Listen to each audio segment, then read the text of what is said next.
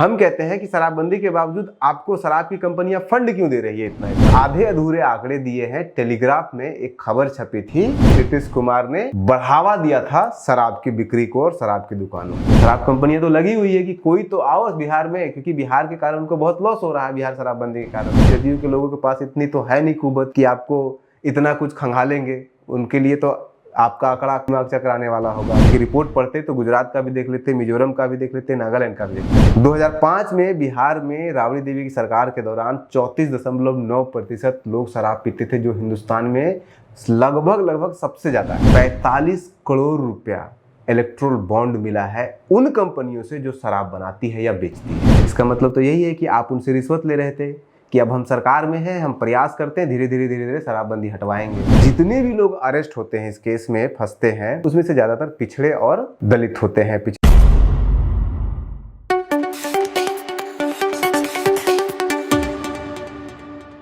शराबबंदी के ऊपर तेजस्वी यादव जी ने फिर से एक लंबा चौड़ा बड़ा सा ट्वीट किया है और उस ट्वीट में उन्होंने कुछ आंकड़े दिए हैं। कुछ एनएफएचएस के आंकड़े हैं, कुछ शराब से संबंधित अन्य आंकड़े हैं। हालांकि ये जो आंकड़े उन्होंने दिया है, उन्होंने ये बताया नहीं, लेकिन आधे अधूरे आंकड़े दिए हैं। टेलीग्राफ में एक खबर छपी थी नवंबर 2015 में, वो पूरा का पूरा कॉपी पेस्ट किया है। उसमें से कुछ जो उनके काम का था वो उन्होंने लिख दिया और जो उनके विपक्ष में जा रहा था वो उन्होंने खा गए। तो हम आपको कुछ खाने नहीं देंगे, किसी को कुछ भी, पूरा का पूरा डिटेल देंगे और उसके ऊपर से जो एनएफएचएस का आंकड़ा है या अन्य आंकड़े जो उस टेलीग्राफ के आर्टिकल में भी नहीं है वो भी हम आपको देंगे सारा कुछ। तेजस्वी यादव जी का दावा एक एक करके समझ लेते हैं। दावा उनका ये है, 3 मुख्य दावे हैं उनके। पहला दावा ये है कि जब बिहार में 2005 में नीतीश कुमार की सरकार आई थी तो पूरे बिहार में मात्र 3000 शराब की दुकानें हुआ करती थी और 2015 में जब नीतीश कुमार की तीसरी बार सरकार बनी थी तब 10 सालों के भीतर वो 3000 बढ़कर के 6000 हो गया। यानी कि नीतीश कुमार ने बढ़ावा दिया था शराब की बिक्री को और शराब की दुकानों को। पहला दावा।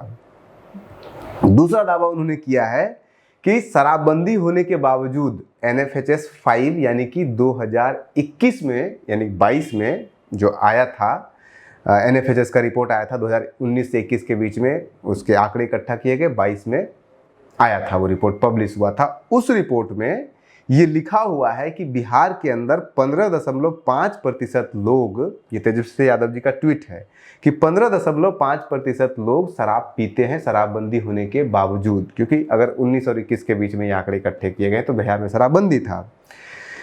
और इसके बरक्स में उन्होंने एक महाराष्ट्र का एग्जाम्पल दिया है जहां पे शराबबंदी नहीं है, उसके बावजूद वहां पे मात्र 13.9% लोग शराब पीते हैं। यानी कि शराबबंदी वाले बिहार में 15.5% और बिना शराबबंदी वाले महाराष्ट्र में 13.9% लोग शराब पीते हैं। तो फिर शराबबंदी का फायदा क्या है? उनका आर्गुमेंट जो था वो यही था। इसकी भी हम कमर खोलेंगे। तीसरा उन्होंने बताया है कि लगभग 95% जितने भी लोग अरेस्ट होते हैं, लाखों लोग अरेस्ट होते हैं, लाखों जगह पे छापेमारी होती है, सब उन्होंने आंकड़ा दिया है। और इसमें से सबसे बड़ा आर्गुमेंट जो उन्होंने दिया है कि जितने भी लोग अरेस्ट होते हैं, इस केस में फंसते हैं, उसमें से ज़्यादातर पिछड़े और ज़्यादातर दलित होते हैं, पिछड़े होते हैं, या जो भी वंचित समाज के लोग होते हैं, चाहे महिलाएं हों। इस आखिरी पॉइंट से मैं कंप्लीटली एग्री हूँ और हमने कल भी एक वीडियो बनाया था जो कि सिवान में और छपरा में जो अभी हुज ट्रेजेडी हुआ है जहरीली शराब का, उसमें भी अगर आप देखिएगा तो साफ साफ नाम से ही पता चलता है। जब 9 लोगों का अरेस्टिंग हुआ था तो 9 में से 5 महिलाएं थी, 5 दलित थे, यानी कि दलित महिलाएं और वो मिला करके, यानी 5 दलित, 5 महिलाएं और अपर कास्ट के 2 लोगों का नाम, एक राय साहब थे और एक और थे, उनका नाम स्टोरी में है लेकिन उसमें डिटेल में नहीं है। वो हम अलग वीडियो बना चुके हैं, उसको आप अलग से देख सकते हैं। फिलहाल इन दावों की जो तेजस्वी यादव जी ने किया है, इसकी कलई खोलते हैं एक एक करके। पहला दावा उनका था कि 2005 में जब नीतीश कुमार जी ने सत्ता संभाला था तो तब 3000 मात्र दुकानें थी, 2015 में 6000 हो गई, दुगना हो गया। बिल्कुल सही है, आंकड़ा आपका सही है। लेकिन ये भी आपको सोचना पड़ेगा कि जब 2005 में जब 3000 दुकानें थी पूरे बिहार के अंदर, तब बिहार सरकार को उनसे रेवेन्यू यानी कि टैक्स अलग अलग ढंग से आता था मात्र 295 करोड़ रुपया आपकी सरकार में। यानी कि राबड़ी देवी की सरकार में, आरजेडी की सरकार में। लेकिन जब 3 से 6 किया नीतीश कुमार ने, 6000 जब दुकानें हुई, और उसके पीछे भी पॉलिसी चेंज हुआ था कि अब जो है वो बीच में कॉन्ट्रैक्टर को, बिचौलिए को भी दिया जाने लगा था कॉन्ट्रैक्ट। ऐसे पहले सरकार डायरेक्टली देता था। तो 3 से 6 हुआ, 3000 से 6000 हुआ शराब के दुकानों की संख्या नीतीश कुमार के 10 सालों के कार्यकाल के दौरान। और 295 करोड़ 2005 में जो रेवेन्यू आता था बिहार को, वो बढ़ करके हो गया 4000 करोड़। और आज खुद तेजस्वी यादव भी और प्रशांत किशोर भी ये कहते हैं कि बिहार को लगभग 4 से 6000 करोड़ रुपए का नुकसान हो रहा है शराबबंदी के कारण। 4000 मान लेते हैं। आपके बिहार में, राबड़ी देवी के बिहार में जब 3000 दुकानें थी, तब रेवेन्यू बिहार सरकार को शराब से मिलता था 295 करोड़ रुपया। और जब नीतीश कुमार ने उसको 3 को 6000 दुकानें का लाइसेंस दे दिया, तब रेवेन्यू हो गया 4000 करोड़। यानी कि दुकानों की संख्या हुई 2 गुना और रेवेन्यू का जो बढ़ा वो 15 गुना बढ़ा। 295 करोड़ से सीधे 4000 करोड़ बना। ठीक है, मानते हैं दुकानों की संख्या, हालांकि इस बीच में 10 सालों में कम से कम तो बिहार का 20% जनसंख्या भी तो बढ़ा है। तो इन सबको देखिएगा तो शराब की जो बिक्री है वो बढ़ी होगी, दुकानों की संख्या बढ़ी होगी। अब इसके ऊपर भी डाटा पे आ जाते हैं कि जब राबड़ी देवी की, लालू यादव की सरकार थी, तब कितने प्रतिशत बिहारी शराब पीते थे। जैसा कि वो दावा कर रहे हैं कि 15%, 15.5% बिहारी आज भी, पुरुष आज भी शराब पी रहे, शराबबंदी होने के बावजूद। तो जब लालू राबड़ी का राज था तब कितना था? 2005 का आंकड़ा उठा लीजिए। 2005 में जब नीतीश कुमार ने सत्ता संभाला था, तब बिहार में 34.9% लोग शराब पीते थे। ये भी एनएफएचएस का ही आंकड़ा है, एनएफएचएस 3 जो 2005 में आया था। 2005 में बिहार में राबड़ी देवी की सरकार के दौरान 34.9% लोग शराब पीते थे, जो हिंदुस्तान में लगभग सबसे ज़्यादा है। गोवा वगैरह के आसपास है, गोवा से जैसा हाल हो गया था। लेकिन रेवेन्यू कितना आ रहा है? मात्र 295 करोड़। आखिर मामला क्या हो रहा था? कहीं ना कहीं कालाबाजारी हो रही थी, कहीं ना कहीं गड़बड़ हो रहा था, घोटाला हो रहा था। 35% लोग शराब पी रहे हैं बिहार में और रेवेन्यू मात्र आ रहा है 295 करोड़ रुपया। और उसके बाद फिर जब 5 से लेकर के 15 तक, जब जिस दौरान नीतीश कुमार की सरकार थी और उस दौरान शराबबंदी नहीं लागू था, तब बिहार में जो 35%, 34.9% लोग शराब पीते थे बिना शराबबंदी के, नीतीश कुमार के कार्यकाल के दौरान वो घट के आ गया 28.9%। यानी कि सीधे 7-6% की कमी आई है। रेवेन्यू बढ़ करके हो गया 4000 करोड़ 295 करोड़ से। और लोगों का अनुपात, जो बिहारी जो शराब पीते हैं, वो 34.9% से घट करके हो गया 28.9% है। यानी कि साफ साफ है कि आपके कार्यकाल के दौरान, आरजेडी के कार्यकाल के दौरान लोग शराब ज़्यादा पी रहे थे लेकिन रेवेन्यू कम आ रहा था, यानी कि कालाबाजारी हो रहा था, साफ दिखता है। अब उसको एक कदम और आगे बढ़िए कि जब लालू यादव की सरकार के दौरान क्या हो रहा था। ये तो नीतीश कुमार जी के कार्यकाल के दौरान हुआ कि रेवेन्यू 15 गुना बढ़ा शराब से, और शराब पीने वाले लोगों की संख्या, लोगों का अनुपात जो है वो 34.9 से घट करके 28.9% हुआ, जब शराबबंदी बिहार में लागू नहीं हुआ था 2015 तक।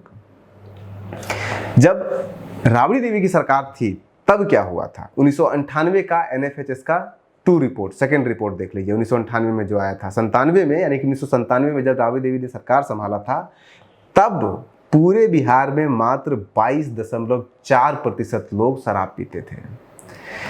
1997 में मात्र 22.4% बिहारी शराब पीते थे, जो उस गरीबी वाले बिहार के दौर में, जो 1998 से 2005 के दौरान, यानी कि 7 सालों में 22.4% से बढ़ के 34.9% हो गया।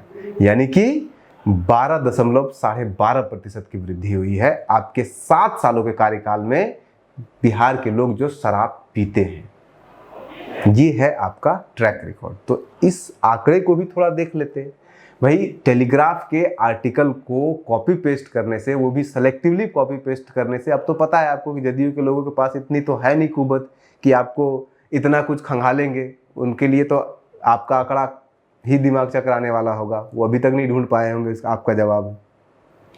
लेकिन ये भी आंकड़ा है कि आपके यानी कि आरजेडी के 7 सालों के कार्यकाल के दौरान 1998 से 2005 के बीच में बिहार के अंदर शराब पीने वाले लोगों का अनुपात 22.4% से बढ़कर के 34.9%, 12.5% का वृद्धि हुआ है। और नीतीश कुमार के 10 सालों के कार्यकाल के दौरान 2005 से लेकर के 2015 के दौरान जो बिहारी जो शराब पीते थे उनका अनुपात 34.9% से घट करके 28.9%, यानी कि पूरे के पूरे 4 और 2 6% का कमी आया है बिना शराबबंदी के। अब पॉइंट इनका आखिरी उठाते हैं। ये जो आखिरी पॉइंट इन्होंने बताया है कि शराबबंदी होने के बावजूद बिहार में 15.5% लोग, ये 2021-22 का डेटा है, 15.5% लोग शराबबंदी होने के बावजूद बिहार में शराब कैसे पी रहे हैं, तो फिर शराबबंदी का फायदा क्या है। और महाराष्ट्र में तो बिना शराबबंदी के ही 13.9% लोग शराब पी रहे हैं, कम शराब पी रहे हैं। तो जो जड़ में शराब दे करके गए हैं 34.5%, 35% तक लगा के लेके गए हैं, उसको आंकड़े को उठाए हैं, वो तो आरजेडी की सरकार में उठी है, तो उसका भरपाई तो करना होगा। लेकिन इसको जस्टिफाई नहीं किया जा सकता है। हाँ, कुछ और आंकड़े भी इनको देखने चाहिए। आंकड़ा कैसे? उसी एनएफएचएस का आंकड़ा जो इन्होंने दिया है बिहार का, बाकी राज्यों का भी देख लेते हैं। बिहार के अलावा और भी तो राज्य है ना हिंदुस्तान में जहाँ पे शराबबंदी है, उनका आंकड़ा देख लेते हैं। गुजरात में शराबबंदी है, नागालैंड में शराबबंदी है, और मिजोरम में पूरी तरह शराबबंदी है। कुछ हद तक मणिपुर में भी शराबबंदी है, लेकिन आप नागालैंड, मिजोरम और गुजरात का देख लीजिए। नागालैंड में लगभग पिछले 30 सालों से वहाँ पे शराबबंदी है, लेकिन उसके बावजूद नागालैंड में इतने लंबे समय से शराबबंदी होने के बावजूद आज भी नागालैंड में 24% पुरुष वहाँ के शराब पीते हैं। बिहार में कितना है? बिहार में अभी 16 में शराबबंदी हुआ है, 24 अभी चल रहा है, यानी कि 8 साल हुआ है। 8 सालों में ये 28.9% से घट करके 15.5% पे है। जस्टिफाइड नहीं है। लेकिन बाकी राज्यों का देखिए, नागालैंड में जहां पे पिछले 30 सालों से शराबबंदी लगा हुआ है, वहां पे आज भी उसी एनएफएचएस की रिपोर्ट में ये बात लिखी हुई है कि वहां पे आज भी 24% लोग शराब पी रहे हैं, 24% पुरुष शराब पी रहे हैं। और उसी एनएफएचएस की रिपोर्ट में मिजोरम के बारे में लिखा हुआ है कि वहां पे जहां पे लगभग 30 सालों से शराबबंदी, उससे ज्यादा शराबबंदी वहां हो गया है, वहां पे 23.8% पुरुष वहां पे शराब आज भी पी रहे हैं जब वहां पे शराबबंदी लगा हुआ है। अब आ जाइए गुजरात पे। गुजरात में भी उसी एनएफएचएस की रिपोर्ट में ये लिखा हुआ है कि 6% गुजराती वहां पे शराब पी रहे हैं, और 6% शराबी वहां पे तब पी रहे हैं जब वहां पे बिहार की तरफ पार्शियल बैन नहीं लगा हुआ है, मतलब कंप्लीट नहीं, पार्शियल बैन वहां पे लगा हुआ है। अब 1-2 सवाल और उठता है। एक सवाल ये उठता है कि ये जो एनएफएचएस रिपोर्ट जिसकी आप बार बार चर्चा कर रहे हैं तेजस्वी यादव जी, ये तो 2022 में पब्लिश हुआ है। तो जब 2022 में पब्लिश हुआ था तब तो आप बिहार सरकार का हिस्सा थे, तब आपने क्यों नहीं ये रिपोर्ट पढ़ा? हालांकि रिपोर्ट आपने पढ़ा ही नहीं है, क्योंकि रिपोर्ट पढ़ते तो गुजरात का भी देख लेते, मिजोरम का भी देख लेते, नागालैंड का भी देख लेते। आपने वो टेलीग्राफ का आर्टिकल पढ़ा, उसमें से आधा उठाया, आधा छोड़ दिया, अपने काम का जो था वो उठाया, बाकी छोड़ दिया। अब उसी रिपोर्ट को अगर आप सही से पढ़ते तो एक सवाल ये भी उठता कि आपको 22 में ये सवाल उठाना चाहिए था, आपकी अगर राजनीति में ईमानदारी है तो। और इन सबसे बड़ा सवाल एक और उठता है कि इसी बिहार में 2022 के दौरान, 22-23 के दौरान जब आपकी सरकार थी, उस दौरान 7 महीने के भीतर आपने या आपके आरजेडी को लगभग 45 करोड़ रुपया इलेक्ट्रोल बॉन्ड मिला है उन कंपनियों से जो शराब बनाती है या बेचती है। तो बिहार जहां पे शराबबंदी लगा हुआ है, वहां की एक पार्टी को कोई भी शराब बनाने वाली और शराब बेचने वाली कंपनी 45 करोड़ रुपया 7 महीने के अंदर फंडिंग दे रही है चुनाव के लिए या चुनाव के नाम पे किसी राजनीतिक दल को, तो इसका मतलब और क्या है? इसका मतलब तो यही है कि आप उनसे रिश्वत ले रहे थे कि अब हम सरकार में हैं, हम प्रयास करते हैं, धीरे धीरे शराबबंदी हटवाएंगे। आपसे वो हो नहीं पाया। आजकल प्रशांत किशोर जी लगे हुए, क्या पता उनको भी मिलना शुरू हो गया होगा शराब कंपनियों से। उन्होंने तो अनाउंस कर दिया कि हम 1 घंटे के अंदर ख़त्म करा देंगे शराबबंदी। तो शराब कंपनियां तो लगी हुई है कि कोई तो आओ बिहार में, क्योंकि बिहार के कारण उनको बहुत लॉस हो रहा है, बिहार शराबबंदी के कारण। तो आपके पास ये इतना सरकार सत्ता में रहते हुए इतना शराबबंदी के बावजूद बिहार, आप कह रहे हैं शराबबंदी के बावजूद 15%, 15.5% लोग शराब क्यों पी रहे हैं? हम कहते हैं कि शराबबंदी के बावजूद आपको शराब की कंपनियां फंड क्यों दे रही है इतना, वो भी 45 करोड़, और जदयू को 1 रुपया भी कोई शराब बनाने वाली या कोई शराब बेचने वाली कंपनी ने फंड नहीं किया है। जब बीजेपी को किया है, क्योंकि बीजेपी का तो नेशनल लेवल पे बहुत सारे राज्यों में उनका है, तो उनका नहीं कंपेयर कर सकते हैं।